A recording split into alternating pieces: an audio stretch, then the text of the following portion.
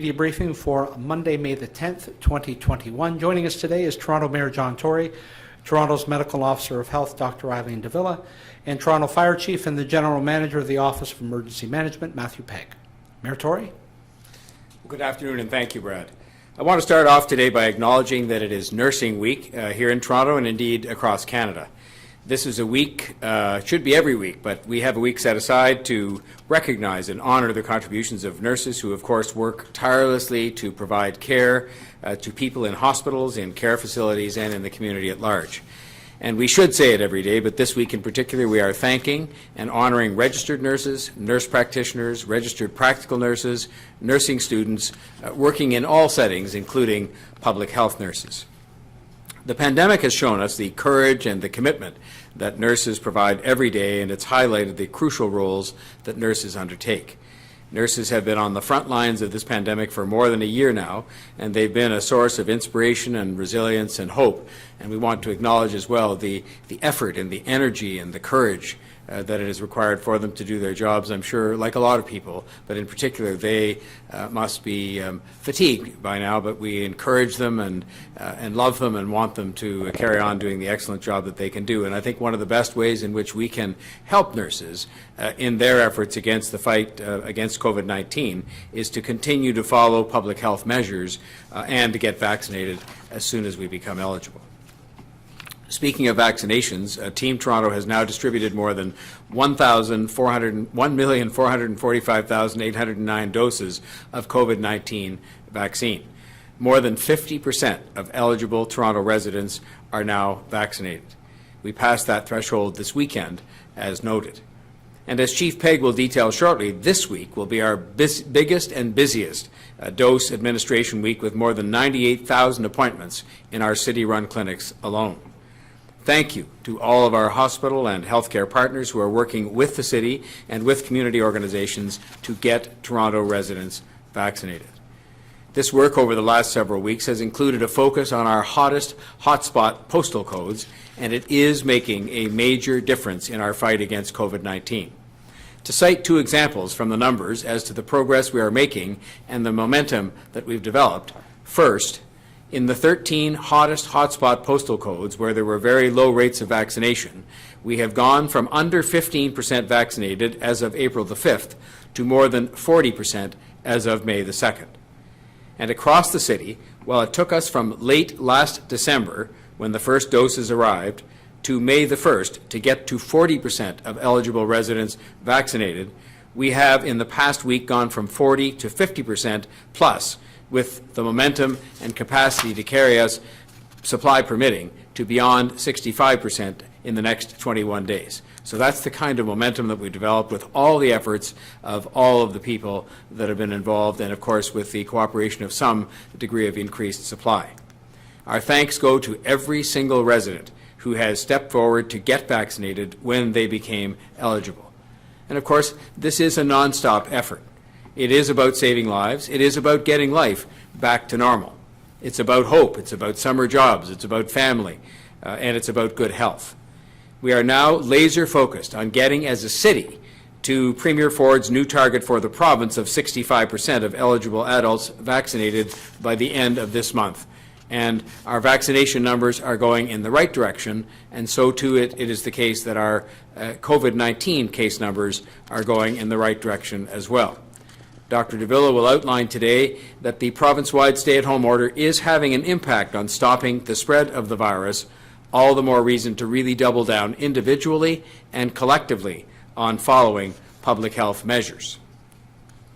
Our vaccination efforts right now are being helped by additional vaccines supplied by the Government of Ontario, who in turn receive vaccine from the Government of Canada. As more vaccine shipments have come in from manufacturers, the province has allocated additional vaccine supply to hotspots in Toronto and other regions so that we can focus on the areas hardest hit by COVID-19 and make a real difference in vaccination rates in these areas, as I mentioned earlier. It is a good example of the City of Toronto continuing to work cooperatively with both of the other governments to help people and to help us all get through this pandemic. I want to thank the federal and provincial governments for continuing to work with us, which they are both doing, in order that we can save lives and get through this very difficult and challenging third wave. I know people are anxious right now, and they want clarity about what comes next and when. I do too. That is why today the GTHA mayors and chairs asked the province to provide predictability for the current provincial stay-at-home order and what is to follow. As the Victoria Day long weekend approaches, people and businesses have begun to ask perfectly reasonable questions as to where things will stand as of that time, so that they can make plans of all kinds, whether it be business plans or personal plans. Accordingly, we think it is important that the Ontario government communicate clearly and as soon as possible whether or not its order will be extended further or modified based on public health advice. This kind of predictability will help people and businesses plan for the near future, and it will help to further manage expectations. I can tell you that we are focused on what comes after this stay-at-home period, whenever it may end, and how we can open up in an orderly and predictable way. I am engaged in a number of ongoing discussions with the business community, including the Toronto Region Board of Trade, and within the city government itself, about how we can reopen safely and how we can, over time, restore confidence in coming back to work and coming back downtown when the time comes.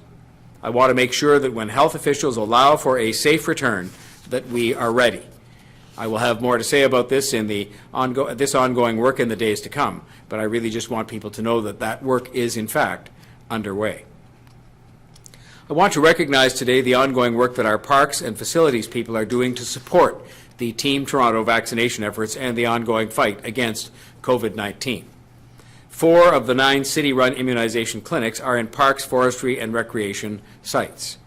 14 parks, forestry, and recreation sites are being used for local health agency immunization clinics, with a total of 632 days booked across these locations. And in thanking them, I also thank the public, who to some extent, because of the closure of these facilities, not entirely due to vaccinations, are of course going without the use of those facilities, which we hope they'll be able to use again soon. But in the meantime, they are being put to good use for this very important purpose.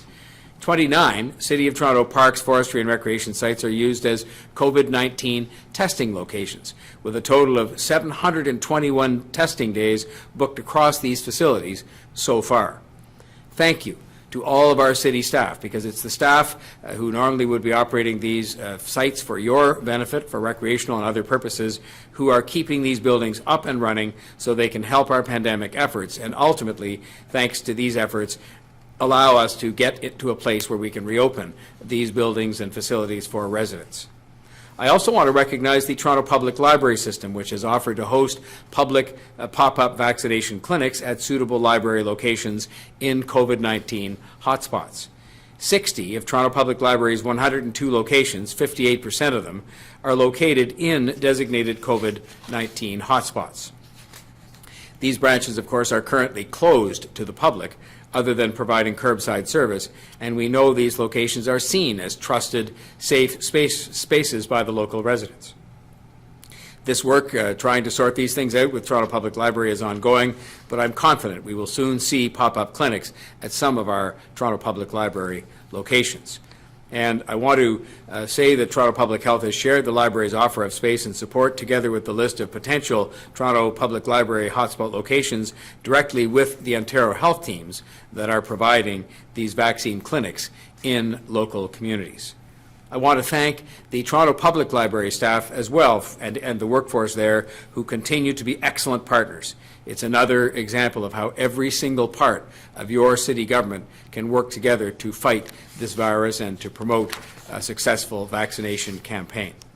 And on that note, I'd like to ask Dr. Davila now to provide an update on the COVID-19 pandemic in our city. Thank you, Mayor Tory, and good afternoon. And let me echo the Mayor's greetings of Happy Nursing Week to nursing colleagues everywhere, but especially those with whom I'm privileged to work at Toronto Public Health. Today, I'm reporting 2,529 new cases of COVID-19. I remind you that when we report on Mondays, the case count figures include all cases since the report on Friday. So this averages to 843 cases daily. 1,095 people are in the hospital. 269 people are in the ICU. And I'm saddened to report 37 lives lost to COVID-19 in the last 3 days. As of yesterday, over 1.4 million doses of vaccine have been administered in Toronto. As you heard, we are on track to meet and even exceed our next goal of first dose vaccinations for 65% of Torontonians 18 and older by the end of May. As the vaccination efforts move forward, we are positioning ourselves to enjoy, in time, increasing flexibility and normalcy in daily life. We are seeing this in places like the United Kingdom, which is ahead of us in the delivery of vaccines and has lived within the limits of a strict lockdown for many months and is now transitioning out of it on a phased basis. We too are moving in the right direction, incrementally. These are the facts that define the state of COVID-19 for us in Toronto. Our 7-day moving average for new COVID-19 cases is 963. To describe the situation another way, the latest rate is 262 cases per 100,000 people per week. The good news is that this is the third week in a row with a decline in cases per 100,000 people. But it is still well above the peak from Wave 2, when it was 244 cases per 100,000 people per week.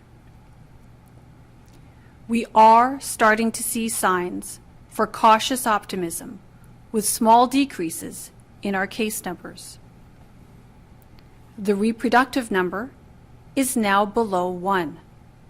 That means spread is slowing.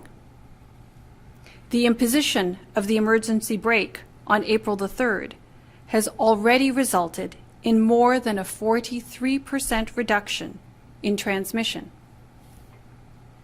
Data that show how our population moves about, or mobile device time at home, showed a modest swing toward more time spent at home, from 77% at the end of March, following the move to the gray zone, now almost back to 80% following the emergency brake and stay-at-home order in the beginning of April. Yet we still face new daily cases in Toronto close to or above 1,000 a day. This reflects the nimbleness and infectiousness of the variants. We face a much different intruder than we used to. Toronto Public Health has looked at projections from modeling as we approach June, taking vaccination and variants of concern into consideration. Our models consider a steady rate of vaccination while assuming that variants of concern are 50% more transmissible than the original variants. The projections suggest if all we do is maintain the current level of contact, we can expect approximately 400 cases daily by June the 1st. And if we open up and transmission increases by as little as 20%, case counts would be approximately 800 per day by early June. I am of the belief that there is little likelihood the facts will change sufficiently by May the 20th, when the current order is set to expire. I believe we cannot vaccinate our way out of this third wave, but that vaccination will be a powerful launch pad toward a more normal way of living after this wave passes. I believe vaccination can powerfully mitigate the risks of a fourth wave. I'm convinced that warm weather and the outdoors can be allies in reducing the spread of COVID-19 and give people more opportunities to do more outside as the weather changes. I very much want schools to reopen again. To leave the resolution of the pandemic to chance or to move too soon would be to follow the worst possible path through this pandemic. My peers and I don't want any kind of restriction in place for 1 minute longer than is necessary. But we have seen what happens when we rush to reopen. It always leads us to a resurgence of daily illness, hospitalizations, and ultimately deaths. So we will be working towards a means to get everyone where we all want to be and what we have to achieve to protect it. With that, I'll now hand it over to Chief Pegg to deliver his remarks. Thank you, Dr. Davila, and good afternoon. I too would like to begin this afternoon by acknowledging that this is National Nursing Week. Never before has the essential role of nurses been more evident than it both has been and continues to be in response to the COVID-19 pandemic. Nurses are on the very front lines of the response to COVID-19, and we owe them a sincere debt of gratitude. On behalf of all of us, I extend a most sincere thank you to all the nurses who continue to give so much of themselves in service to others. The eligibility for booking vaccine appointments is determined by the province of Ontario. At 8 o'clock tomorrow morning, the province will extend eligibility for COVID-19 vaccine to all individuals with at-risk health conditions, such as dementia and diabetes, as well as to Group 2 of people who cannot work from home, including grocery store, restaurant, and transportation workers. Information on the details for each of these groups of people are available on our website at toronto.ca/COVID-19. Today, the province also announced that on Thursday morning, eligibility for vaccine will expand to include all those who are 40 years of age and older. This week, our city-operated vaccine clinics will be operating at the highest rates of vaccine administration yet. Late last week, we made an additional 17,000 vaccine appointments available in city-operated clinics for this week, as a result of additional vaccine being made available to us. Accordingly, we are able to administer more than 98,000 doses of COVID-19 vaccine across the network of 9 city-operated clinics over the course of this week. The number of appointments that are made available corresponds directly with the number of doses of vaccine that are available to be administered. As of this morning, there were approximately 7,600 appointments remaining available this week. All city-operated COVID-19 vaccine clinic appointments can be booked via the online provincial booking system, which can be accessed from the toronto.ca/COVID-19 website. Appointments can also be booked via the provincial call centre by calling 1-833-943-3900.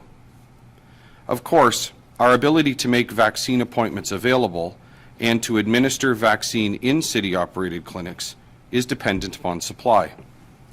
As of this morning, while our city-operated clinics are very close to being fully booked for a number of weeks, there are appointment times remaining available between today and June 13th. For the remainder of this week, our clinics are 92% booked. For the week of May 17, our clinics are fully booked. For the week of May 24th, our clinics are 99% booked. For the week of May 31st, our clinics are 95% booked. And for the week of June 7th, our clinics are currently booked at 53%, though we expect that will change quickly as eligibility expands across the province. Should the province of Ontario make additional vaccine available to us for any of these periods of time, we are able to open additional appointments to match. I remind everyone that in addition to the vaccine opportunities in city-operated clinics, our hospital and Ontario Health Team partners are also administering vaccines each day.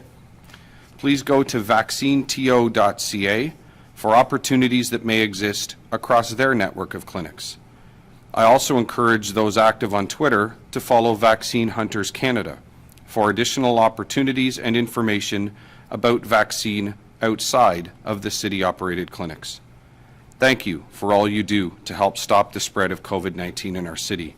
And please continue to monitor toronto.ca/COVID-19 for the most up-to-date information on immunization in Toronto. Thank you. Thank you, Chief. We'll now go to questions. Just a reminder to please unmute yourself. We'll go first to Francine Copen from the Toronto Star. Francine, go ahead, please. Hi, good afternoon. Dr. Davila, the Board of Health this morning called on the province to end the ban on outdoor recreational activities. Now, you've used Section 22 orders to take action in advance of the province at times, or instead of the province at times. And my question is, can you use Section 22 or any other orders to override the provincial ban on outdoor recreation facilities? So, Francine, an interesting question, one for which I'm sure I will want to seek legal counsel before opining on how best to use existing powers under legislation. My sense is that what we have been advised all along by legal counsel is that it is challenging to do such things as that, especially when there is provincial legislation at play. However, I do think that it's worth commenting on the fact that we are interested in continuing to collaborate with our partners, including those at the province, around how we support people in their ability to get outside and to take advantage of warmer weather, given that it is, coming, and that we know that outdoor activities are certainly safer, far less riskier in terms of COVID-19 spread and transmission compared to, say, indoor activities. And we also know, of course, that supporting people in their ability to get outside is good for physical health and for mental health, which I think we're all committed towards promoting and protecting to the greatest extent possible. My second question is for Mayor Tory. Is there anything the city can do with regards to these outdoor recreational facilities? I mean, for example, could you deprioritize enforcing it? Is there anything the city can do? Well, I think the city has been focused on large gatherings when it comes to enforcement and not so much on some of these other kinds of things. I think the city has taken a very active role, speaking of active, with active TO in opening up streets, and we will have a further opening up of the Lakeshore West this coming weekend so as to provide people with more opportunities to be outside in a safe way. And, the province has many things that they're worrying about, trying to get the schools open and things like that. And I think for our part that we're doing quite a bit in the context of making these active TO type opportunities available. And there are more coming in June. So we will continue to do that. And we will obviously continue our discussions with them about public health advice and other considerations that come into deciding what's best with respect to outdoor activities. I thank you. We'll go next to Brian Passafume from the Toronto Sun. Brian, go ahead, please. Yeah, good afternoon, everybody. Hope you had a great weekend. First question is in regards to a report published by the Canadian Taxpayers Federation today about how 99% of city employees got pay raises during lockdowns. I understand most of the workers in the city are under collective agreements, but I'm hoping somebody can comment on the decision during a time of cost cutting and belt tightening across the province of Canada, and scores of people out of work and forced to take pay cuts or salary cuts or hour cuts.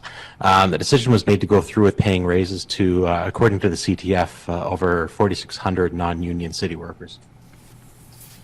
Well, Brian, I could just say this. First of all, there were thousands of city employees who were affected in their work. Some took time out of work or were given time out of work that they didn't want to take out. Others were furloughed, and many others agreed to be redeployed to help in places like long-term care residences and even with vaccination clinics who otherwise might have had to take time away from work. The majority of our employees are covered by collective agreements, and so the raises that they were given were the raises provided for in those collective agreements. And the City Council passed in July of last year a motion that the management and accountability officers and other non-union employees would get a 0% increase in January of 2020.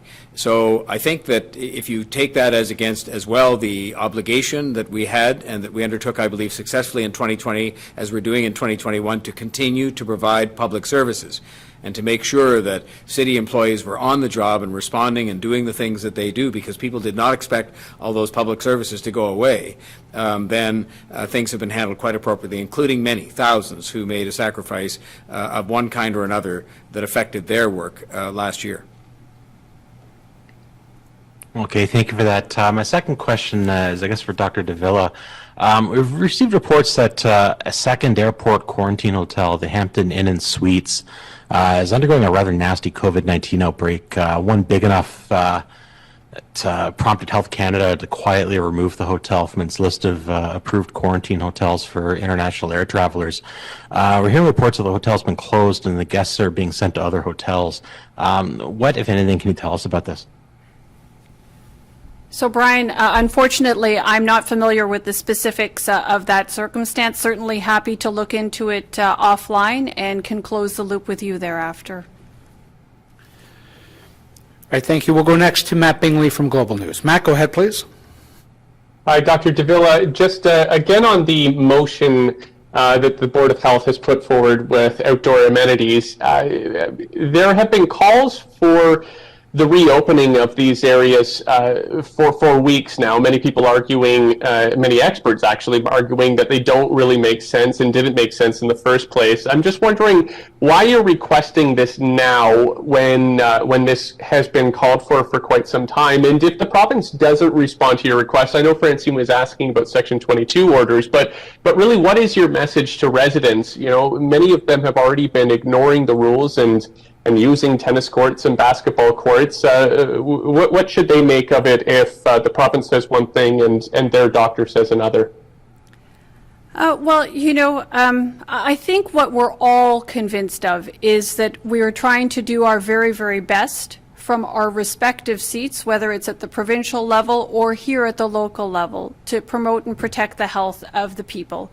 Clearly for the provincial government, they're considering the broader health of the entire population. As far as I'm concerned, while of course I'm concerned of the health of all Ontarians, my primary obligation and focus is naturally the people of Toronto. And I would say at both levels of government, we would agree that you know, health does include the ability to be able to be outside, especially given that the summer season is so short here. And being able to engage in physical activity is good not only for physical health, but also for mental health. Of course, we are in the midst of a pandemic, and what we don't want to do is see people crowding or gathering in large groups of people. The mayor made some comment around that, but it's my sense that there is a way to try to support people in the ability to enjoy the outdoors, to enjoy the warm weather while it's here all too briefly, and to support their ability in optimizing physical health and mental health, even as we go through this stage in the pandemic and as we're trying to get people vaccinated. Again, that doesn't change the fact that there are still measures for self-protection that are required in order to reduce transmission risk. Transmission risk is definitely lower outdoors. I don't know that you can actually say that it's down to zero, but it's obviously much lower than it would be indoors. And for all three of you, I'm sure you've heard the news of this commercial building party where a gathering of upwards of about 150 people were busted for having quite the get-together over the weekend. I'm just wondering, for all three of you, how do you react to this total disregard for the public health measures? You know, we've been into this 14 months now. Do penalties need to be increased? Are you worried that there are some people who may have had even one dose and have just thrown caution to the wind because they have that added protection now? So, well, why don't I start off? I would say this. Obviously we don't want to see people gathering in an unsafe way, and we know that the risk is definitely higher when you put a large number of people together in an indoor setting. We've come so far. But my observation, Matt, that the story being what it is, we have seen people really doing their very best to abide by the rules and to do their part to bring down the risk of COVID-19. As I mentioned in the remarks that I've just made this afternoon, we have seen more time at home for most people, and we've seen that since the emergency break and stay-at-home order came into place, we actually have seen a reduction in transmission. So, I would encourage people to follow that example, the example that's being set by the majority of Torontonians, which is to really practice those measures for self-protection, keep distance as much as possible so that we can reduce the spread of COVID-19, to get vaccines as soon as your turn comes up, so that we can get beyond this stage of the pandemic and start to return to that normalcy of life that I just described as well, that's happening in other countries of the world where transmission has been successfully brought down and where vaccination is at a level that allows for that greater flexibility and that higher degree of normalcy when it comes to activities of daily living.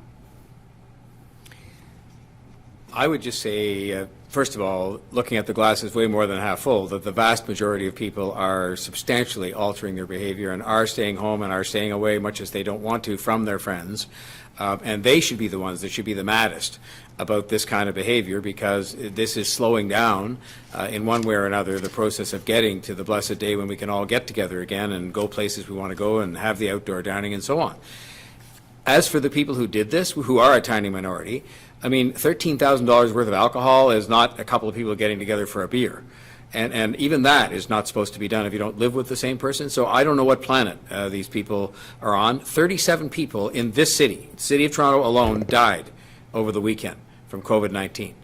You need only watch the stories on television to see the terrible suffering people are going through, having to have lung transplants and not able to breathe and having to have intubation, and just terrible stories that are causing huge upset in families and, of course, having a huge ripple effect through the community, including with the economy. And so I don't know why people behave in this kind of a selfish manner, but they do. And the police gave some tickets, but they felt, perhaps a bit ill at ease, as sometimes will happen with a large crowd like that of people, kind of wading in to try and break it up. And so I don't know what to say, except that I just wish people would stop doing this, because it'll get us much closer to the day when we can reopen and have a party like that in a proper setting, in a proper way, and not contrary to the law. Perhaps all I can add is just to echo what's been said, but also to acknowledge and to add my thanks to our Toronto Police and to our coordinated enforcement team members and officers who are charged with the responsibility of responding to situations like this.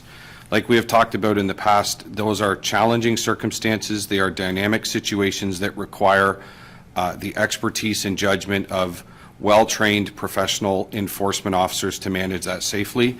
I thank them for the fact that they exercised their best judgment and did their very best to protect the public health and safety as a result of that circumstance.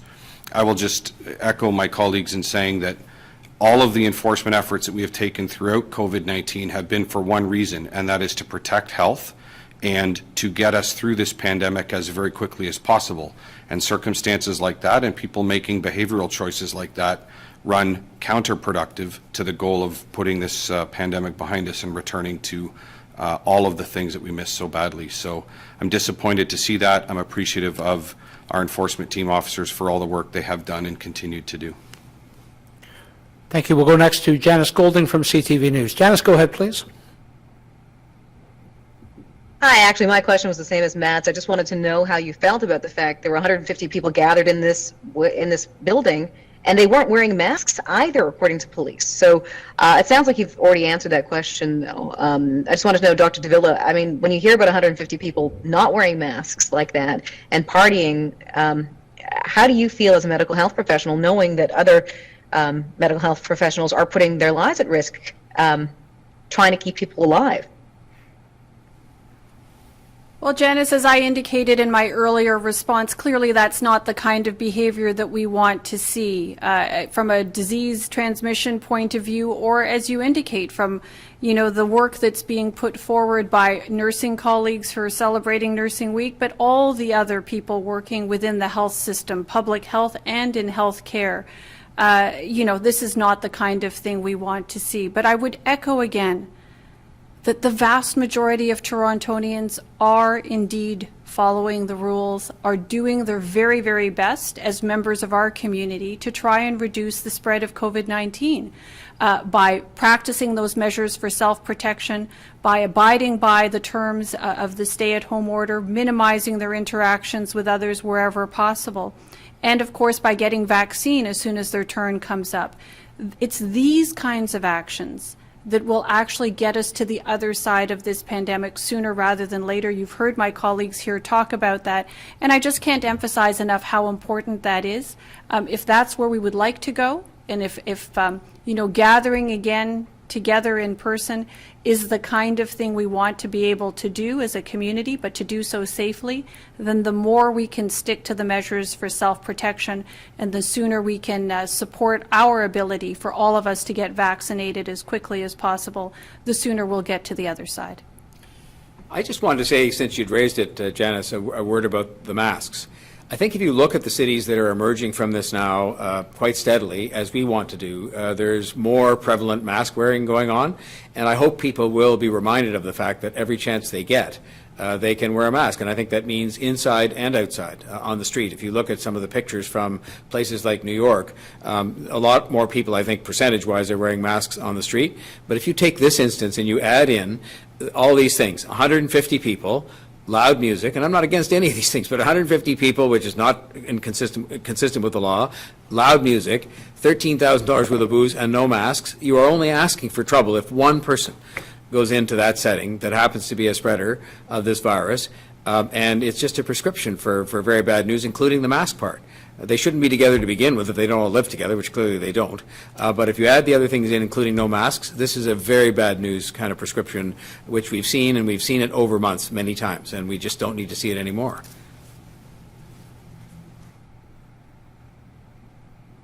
Did you have a follow-up, Janice?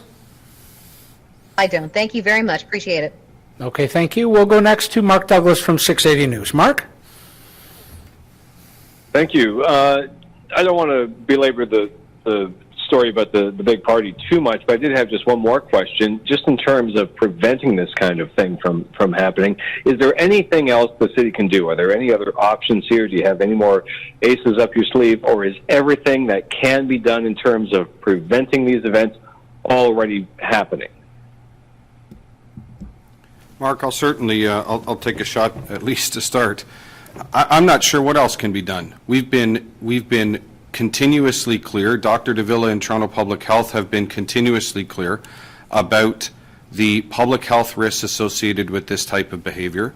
These are already prohibited by law under the Emergency Management and Civil Protection Act. It is under those authorities that our Toronto police colleagues and our other enforcement team members needed to respond and needed to take action and lay charges. And those are very significant charges. That's a very significant piece of legislation. And frankly, I really don't know what else can be done other than to continue to reinforce, as we just heard Dr. Davila and Mayor Tory do, to reinforce the positive that so many of our residents are doing so well and continue to do so well under prolonged, challenging circumstances. I have a deep appreciation and thanks for every single person that does. For the very small minority of folks that choose to violate the rules, I don't know what else to say other than those actions are directly prolonging our time in this pandemic.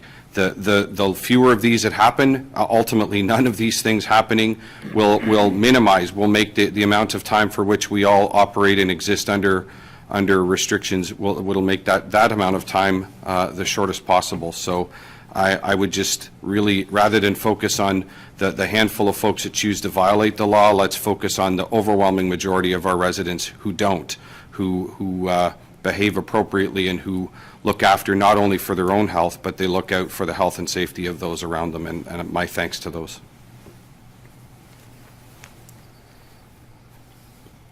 Thank you.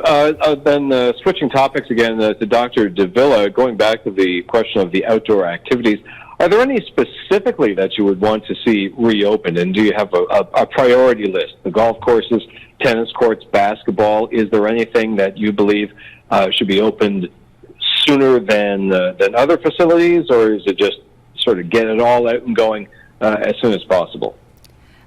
So, Mark, I would say that this is a subject that is constantly being discussed by a number of people working in the world of public health, including those of us at Toronto Public Health. I don't know that I have a very specific prioritized list, but clearly we are interested in collaborating with our partners across the province, including the province themselves, to see what we can do about increasing the opportunities for people to enjoy the outdoors. As I said, while the warm weather is here, we know that's all too brief, but we also know that there's a real opportunity to use the outdoors and use the warm weather, as I mentioned earlier in my remarks this afternoon, as allies to help us support people in enjoying better physical health, enjoying better mental health, and at the same time doing it in a way that reduces the spread of COVID-19. So again, I don't have a specific list prioritized at this point in time, but know that we are actively discussing this issue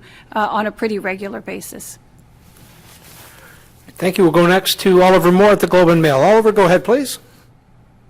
Good afternoon. My question is about the Toronto Maple Leafs getting vaccinated. I'm hearing some concerns from within the medical profession that they don't appear on the paper. It's not obvious that they're eligible. They're generally speaking under 40. They don't work in a hotspot. They don't live in hotspots. Can you explain to me by what criteria they became eligible for this vaccination? And also comment on what looks like a remarkable unfairness that a bunch of pro athletes got vaccinated ahead of, say, transit workers or grocery store employees. So, Oliver, thanks for your question. I would say this simply, that looking at the criteria, they do meet. They are eligible, in fact, whether it's through age, through hotspot, and in fact through, all the criteria that the province has put out thus far in respect of eligibility. I think the other interesting thing that one has to look at is the fact that there is some work-related travel that is part of their future. And certainly we don't, given the nature of the work and given the nature of their exposure to other individuals, there's certainly risk. So I'm pleased to see them get vaccinated, and I'm looking forward to ensuring that we're providing vaccines to as many people as possible, including all those other essential workers that you talked about. There is no question. We have been working very, very hard over the course of the past several weeks to ensure that all those who are at risk and who are eligible are getting vaccines as quickly as possible. You talk about them traveling for work. Are there any other, a lot of people travel for work. Are there any other professions for whom traveling for work gets them moved up the vaccine list? Well, it's not a simple question of just travel. You have to think about as well where the travel is and the nature of the exposure. And when we look at the nature of the exposure for those who work in this realm and who are up close, the nature of their work is such that you're up close and very in the personal space, if you will, of lots of other people. I would further point out that within the realm of professional hockey and some of the minor leagues as well, there have been challenges with respect to COVID-19 outbreaks, and that's certainly not the kind of thing that you would want to see amongst this group. So, again, eligible, have risk conditions in place, workplace travel that is associated with the work, and so very pleased to see that they were able to access vaccine, demonstrate that leadership, and really looking forward to make sure that all other people get vaccinated as quickly as possible. All right, thank you. Our final question is to Adrian Gobril from City News. Adrian, go ahead, please. Hi, question for Dr. Davila. Flipping the topic to summer camps. In the GTA, Toronto specific, lots of families have somewhat resigned to the fact that schools might not be opening before the end of this school year. Lots of families looking ahead to summer camps, trying to plan. There's lots of private camps trying to plan. Understanding that you take your direction on this from the province before making a more local announcement and decision, Have you heard anything from the provincial government when it comes to day camps specifically in Toronto? Do you believe it's a matter of if, rather a matter of when, not if? And if the province was to move Toronto into the gray zone and camps could open, are you on board to support the opening of day camps? So, this is a question that is still very much an active discussion. I don't have specific details to share at this point in time, but my understanding is that there are conversations happening, amongst public health officials across the province, and certainly public health officials at the provincial level are also part of those conversations. I don't think there's any question that people are interested, public health officials are interested in trying to provide as many opportunities as is possible. We recognize that, online learning or remote learning has been, is challenging, and we'd like to try to see children get opportunities like camp, given the many benefits that has for their health as well. But of course, it all has to be balanced, as it always, as we've tried to do throughout the course of the entire pandemic, balancing COVID-19 risk and protections against the other health benefits associated with the activities in question, in this case, camps and summer camps. So still much conversation that has to occur. Lots of interest in trying to support the ability for children to have those great opportunities that come from camping experiences. I'll look forward to sharing details as those details become available, and certainly we'll be working with other health units around the province and, of course, the province themselves on this important issue. And Brad, may I just add to that?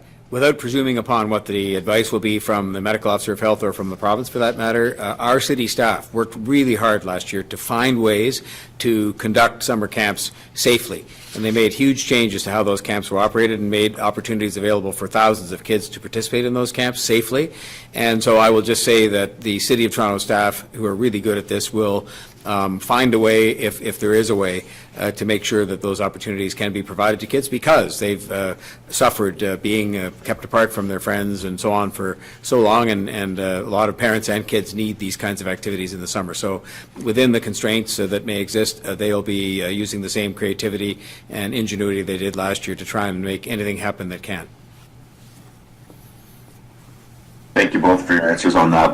When it comes to overnight camps, obviously the City of Toronto doesn't have a lot of overnight camps, but lots of kids from Toronto, if overnight camps were granted, would be leaving the city and going to an overnight camp into a cabin where a child from Peel region might go and be in, and one from Durham and one from London, Ontario, all over the province. Are there concerns when it comes to overnight camps for the City of Toronto that children from different regions could be sharing the same cabin and then going back to their respective regions?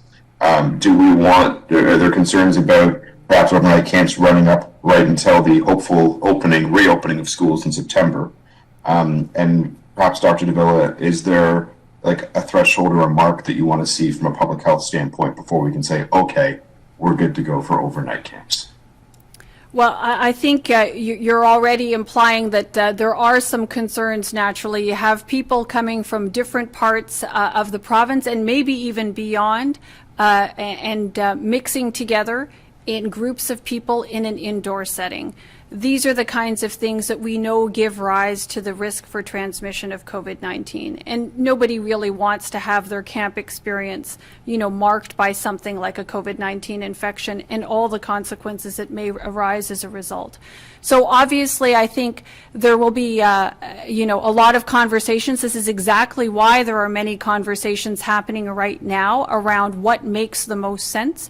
And we will be looking, as you might appreciate, from a public health perspective around, so what does transmission look like? And what conditions might there be that would give rise to a more safe operation or a reasonably safe operation of camps, whether they're day camps or overnight camps? Still very much in the discussion phase. I realize we're getting close to camp season, but please know that people are working on this and discussing this very actively, recognizing that this is a much valued and important part of childhood for many, many people. So we recognize its importance, having the conversations, and I would just ask that you and others stay tuned as we're working our way through the particulars on this one. I thank you very much. That concludes today's briefing. Our next scheduled briefing will be this Wednesday, May the 12th. Please stay well.